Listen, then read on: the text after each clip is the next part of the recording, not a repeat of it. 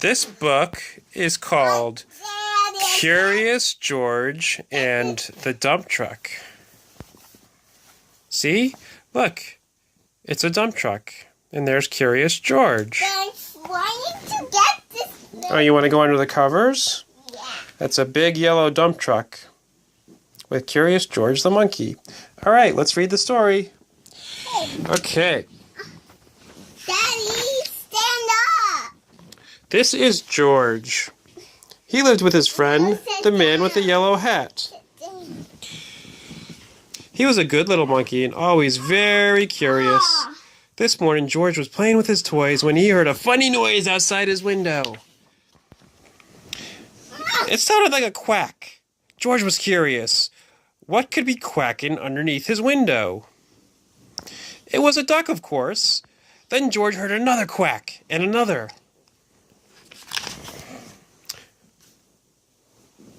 Why, it was not just one duck. It was a mother duck and 5 small ducklings. Ducklings were something new to George. How funny they were. He watched the ducklings waddle after their mother. Where were they going?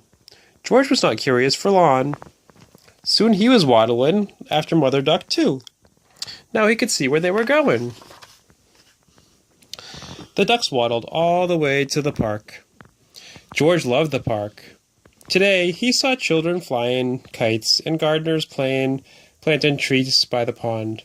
Then George saw something he had never seen in the park before. It was a dump truck, and it was big. In fact, George was not even as tall as one wheel. George forgot all about the ducklings and stopped to look. It would be fun to sit in such a big truck, thought George. No one was inside the truck, and the window was wide open. George could not resist. But sitting in a big truck was not so fun for a little monkey after all. George could not even see out the window. He was too small. If only there was something to climb on. Would this make a good step for a monkey? It did. Now George could see out the window. He saw grass and trees and a family eating a picnic. Suddenly George heard a low rumbling sound. Was it his stomach rumbling? He wondered. It had been such a long time since breakfast. But the rumbling was not coming from George's stomach. It was coming from the back of the truck.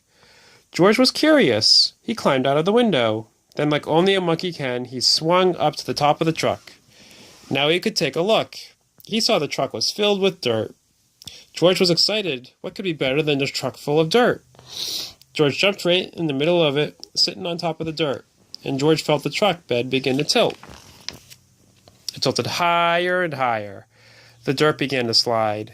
It was sliding right into the pond, and George slid with it. George was having fun, but the pile in the pond got bigger and bigger and bigger, and soon the fun was gone.